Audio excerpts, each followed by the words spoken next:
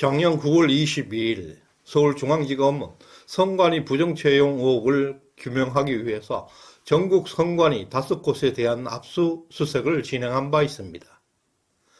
또한 작년 9월 7일 국가권익위는 지난 7년간 선관위 경력직 채용 과정을 전수조사한 결과 353건의 채용 비리 의혹과 58명의 부정 합격자를 적발했고, 선관위 약 3,000명의 직원 중에서 400명 이상이 채용 비리에 연루되어 있고, 2017년부터 2023년 5월까지 진행되었던 중앙선관위와 전국선관위의 경력직 채용 162건 중에서 64.2%인 104건에 대해서 채용 절차 위반 또는 부정채용의 정황이 드러났다고 발표한 바 있습니다.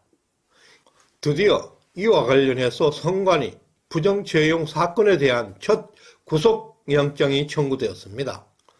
서울중앙지검은 어제 3월 5일 송봉섭 전 사무차장과 한모 전 충북선관위 관리과장에 대한 구속영장을 청구했다고 발표했습니다. 중앙선관위 2인자 송봉섭 전 사무차장은 2018년 1월 충북선관위의 채용 공고가 나오자 당시 보령시청에 근무했던 자신의 딸을 충북선관위 경력직 공무원으로 채용되도록 한모 관리과장에게 청탁한 혐의를 받고 있습니다. 한 전 관리과장은 채용 절차가 시작되기도 전에 송 전 사무차장의 딸을 미리 합격자로 결정한 후에 채용 절차를 형식적으로 진행했다는 혐의를 받고 있습니다. 또한 한 전 관리과장은 자신의 고등학교 동창의 딸을 충북선관위 공무원으로 채용하기 위한 해당 지역을 채용 대상 지역으로 지정하고 사전에 합격자로 지정한 후에 채용 절차를 형식적으로 진행했다는 혐의가 추가로 발견되었습니다. 그리고 선관위는 좌파 소굴이고 특정 지역 소굴이 되어버렸습니다. 당시 이재명 경기도지사로 있을 때 경기도지사 표창장을 면접 지원서에 기재해서 만점을 받고 채용한 사례는 공정한 선거에 심각한 위험이라 하겠습니다. 선관위가 이미 좌파 소굴이 되었다는 주장을 뒷받침할 수 있는 증거이기도 합니다. 한편 한동훈 위원장은 중앙선관위의 사전투표관리관 도장을 직접 찍어야 한다고 수차례 요청했습니다. 국민의힘과 정부에서도 필요한 인력과 예산을 직접 지원할 것이라고도 밝혔습니다. 그럼에도 불구하고 선관위는 이 제안을 끝까지 받아들이지 않고 이번 총선에서는 기존 방식대로 유지할 것이라고 주장하고 있습니다.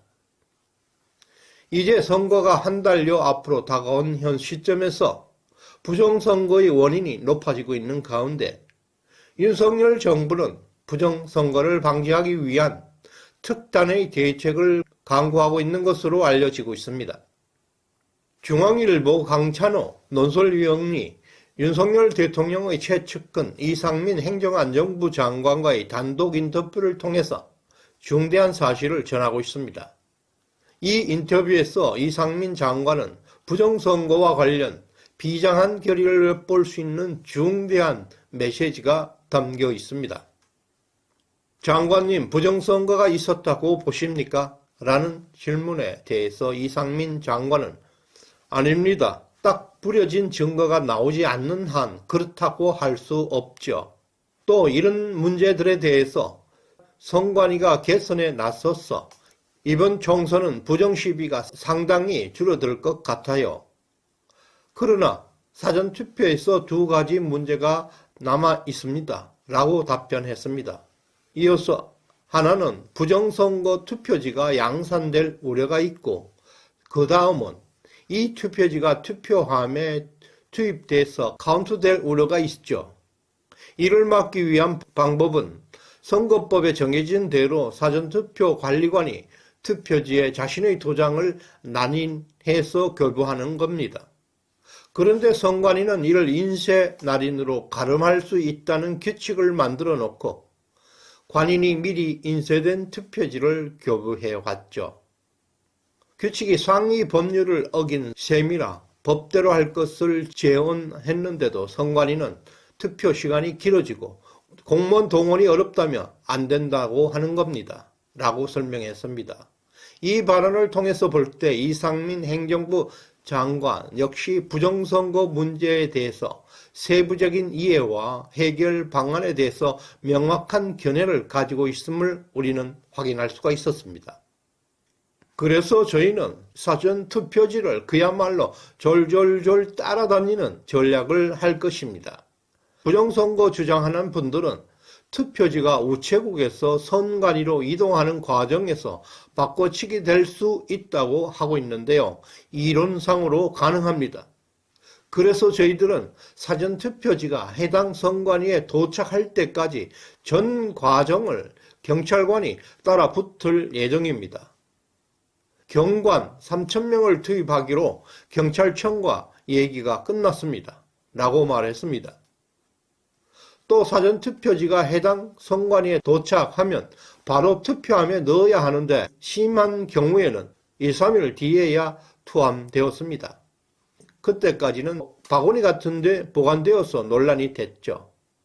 그래서 사전투표지가 선관위에 도착한 뒤 투함될 때까지 전 과정도 CCTV로 찍어야 한다고 선관위에 얘기해 둔 상태입니다.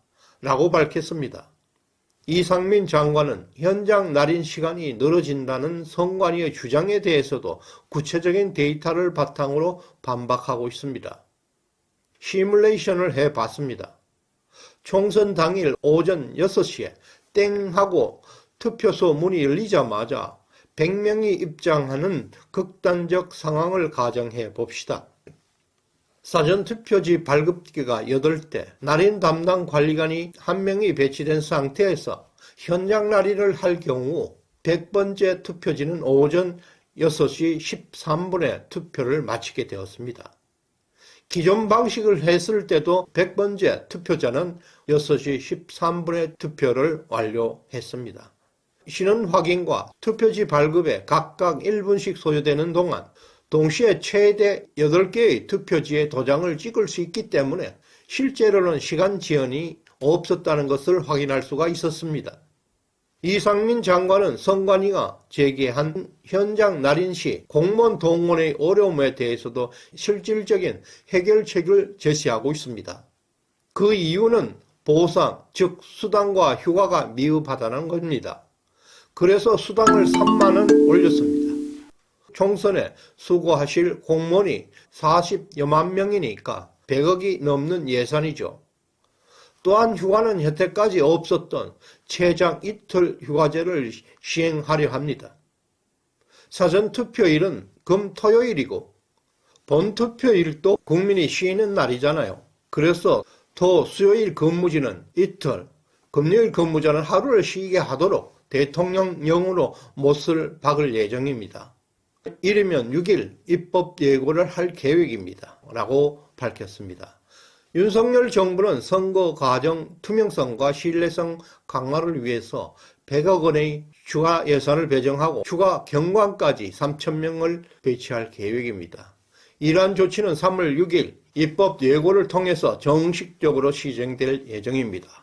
과거 4.15 총선 부정의 의혹을 근거로 중앙선관위가 독립적 헌법기관이라 하더라도 선거 과정을 관리하고 감독할 책임은 분명 현 정부에 있음을 분명히 하고 있습니다.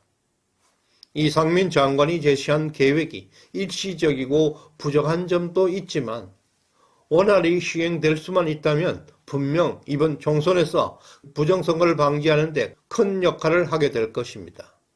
어제 구속 소식은 선관위 부패의 늪을 가름할 수 있는 데 있어서 빙산의 일각에 불과합니다. 선관위가 출범한 지 70여 년 동안 단 한 번도 외부 감사를 받지 않았습니다. 조직 내 깊숙이 뿌리 박혀 있는 부패의 실체가 앞으로 계속 드러나게 될 것입니다. 고인물처럼 정체된 조직은 결국 부패의 길을 걷게 마련입니다. 이번에 청구된 2명의 구속영장은 선관위를 깨끗이 청소하는 데 첫걸음이 될 것입니다.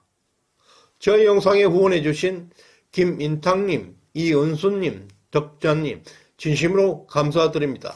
충성 많이 공유해 주시길 바랍니다. 그리고 구독과 좋아요